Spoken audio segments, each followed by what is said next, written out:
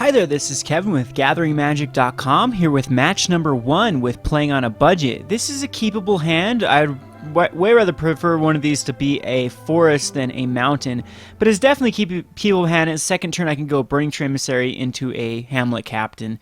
So no, I will not mulligan this. And we are on the draw, so who knows, that scenario still could pan out if we get that forest. So Caverns of Souls, this might be another zombie. So we're up against zombies. I don't know how this matchup is going to work out. Plus, I don't know what type of zombies deck this is. He doesn't seem like he has a first turn play, which is very good for us. It looks like we might be able to out aggro him. Another Rootbound Crag. We'll pass the turn to him. Best case scenario is we draw into another Burning-Tree Emissary next turn and go Burning-Tree, Hamlet Captain. So another zombie. You can't cast anything but a zombie in his deck, but it's going to be, it looks like, okay, Gravecrawler, but I don't understand this green mana. What is he doing here? So is this just a misplay on his part? Did he draw into this Gravecrawler last turn? Was he trying to cast a Lot Troll? I haven't a clue. But that's good for us. The second turn he gets a guy that can't block out. There's a Searing Spear. Of course, it's going to be Rootbound Crag here. We'll cast the Burning-Tree Emissary. And this will give us the mana for the Hamlet Captain.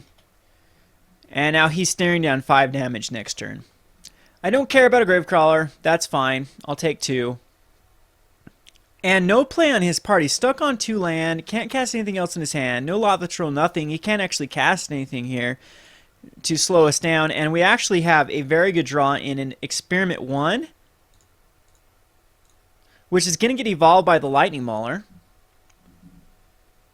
And then it's going to get pumped by the Hamlet Captain. So he's going to be taking 10 damage here, or is he going to be taking 11 damage here? Let me do the math real quick. So Lightning Mauler is going to evolve it. It's going to 3, 6, 9, 10, 11 damage. 11 damage on turn 3. You can't go wrong with that. Yes, I'd like to use this ability, and yes, I'd like to pair with the Experiment 1. So we begin attacks. We'll declare attacks. These will turn into 3-2, 3-3, 3-3, and remain a 2-2. So that will be 11 damage. And we're all tapped out here, so I'll just swap back the turn. He goes down to a 9. We've got the Searing Spear. There's really nothing he can do here. I don't know why he kept this land if he didn't have a first turn. Kind of a bad game to show you, but this is in a 2-man queue, so there is tickets on the line here. So we'll go into, I know he's zombies. I don't know what kind of zombies. So the Mark of Mutinies I actually really like in this, as we can grab a messenger. And the Pillar Flames, of course, are very good in this. I'm thinking, I don't know what to go here. It seemed like he tapped a green. I don't know if that was on purpose or not, as I don't want to put the Volcanic Strength in if I don't know he's going to have a red mana. Skullcracks don't come in. Tormod's Crypts can come in. They're actually not too bad at getting rid of messengers. I'm just not too worried about messengers. I like the Mark of Mutinies over... I might just take out the Rancors here. I think the Rancors are a little bit weaker than Mark of Mutinies. Maybe I don't need this many Mark of Mutinies, and maybe I don't need Mark of Mutinies at all. And maybe Rancor is the right play to take out, or something like even Hamlet Captain, which is just pillar food. I like the Firefist Strikers in this matchup. I actually like the Hamlet Captains. I think the Rancors do come out. I don't want to get 2 for 1 in response to him Searing Spearing a guy off that I try to Rancor.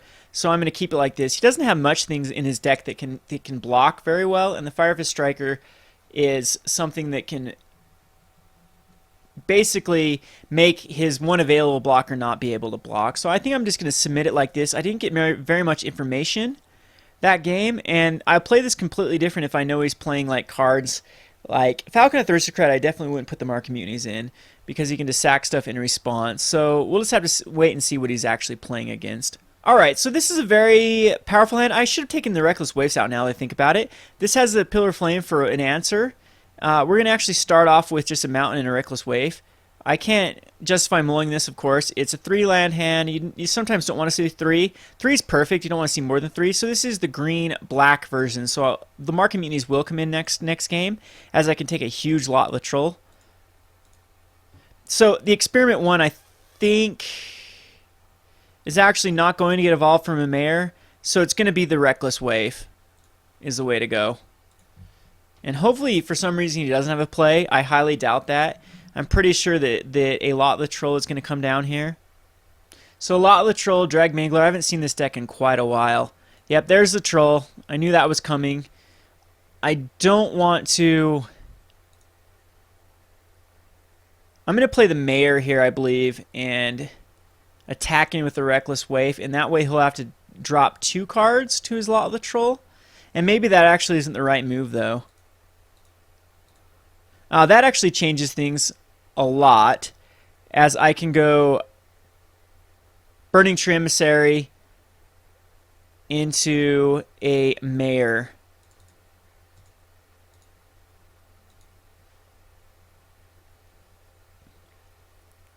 And again, he'll have to drop 2 cards. I do believe I attack him with the Reckless Waif. He can't regenerate this turn. I can get 2 cards, hopefully like a Drag Mangler out of his hand.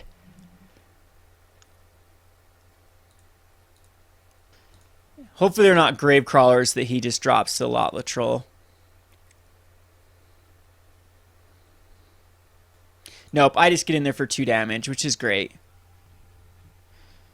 So let's see if a messenger comes down. I'm really okay with a messenger. That'd be awesome, as I would be able just to pillar it off. And nope, a Drag Mangler. Let's see if he wants to race. Definitely okay for the race match here.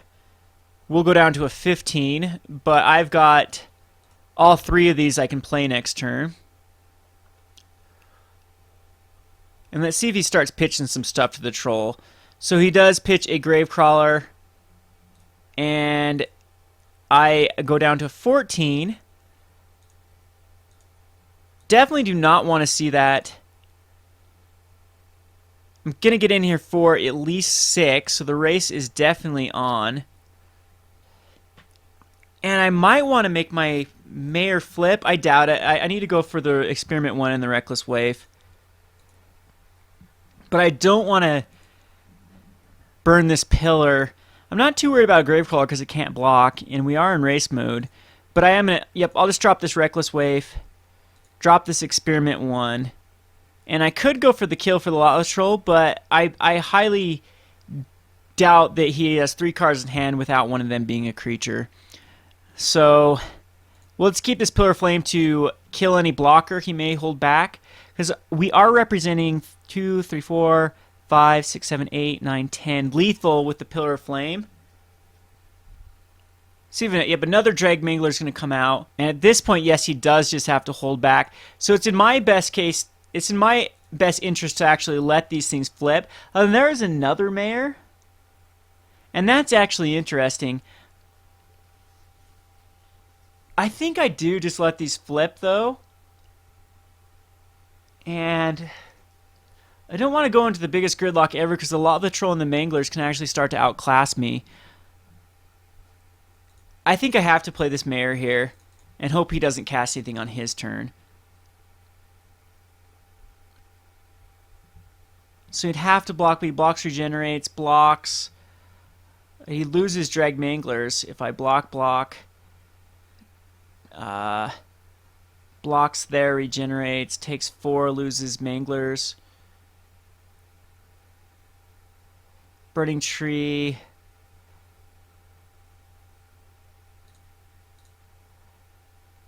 Yeah, I don't know if it's in my best interest here to actually attack in. I'm going to. I'm going to attack in with these guys here. I don't really care about losing any one of them. So he's going to block and regenerate. He's going to block there. And he's going to block there. So he's going to trade the Manglers with my 3/3s. He's going to take 4. He's going to go down to an 8.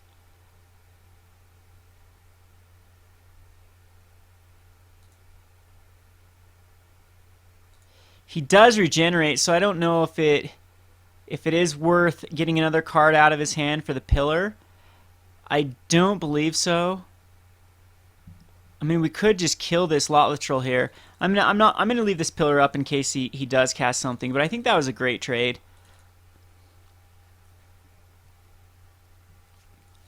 Down to 2 cards in hand, he can start to scavenge these Manglers.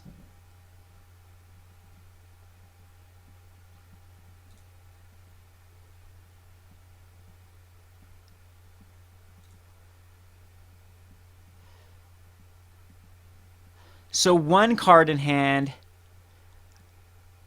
Can't block. He can only block the 4/4. Almost lethal here. Now that is lethal. So he can only block 1. And it depends on what is in his hand. And we can actually see what's in his hand with the... Well, we're just going to attack in with everything. Because he has to block the Burning Tree. And then I'm going to pillar.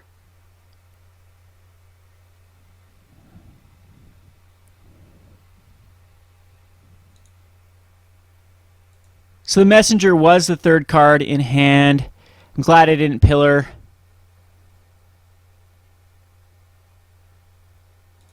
Does regenerate that. He goes down to a 4, but I do have the double pillar here. And this will be game. So game number 1 goes to us. The first game is kind of not a very good showing, as he did not get a actual land besides his caverns. Yeah, and he knows the other one's coming. All right, so the pillar finishes it off. I get a Return to Ravnica pack. That was game number 1 with Playing on a Budget. This is Kevin with GatheringMagic.com. Thanks for watching.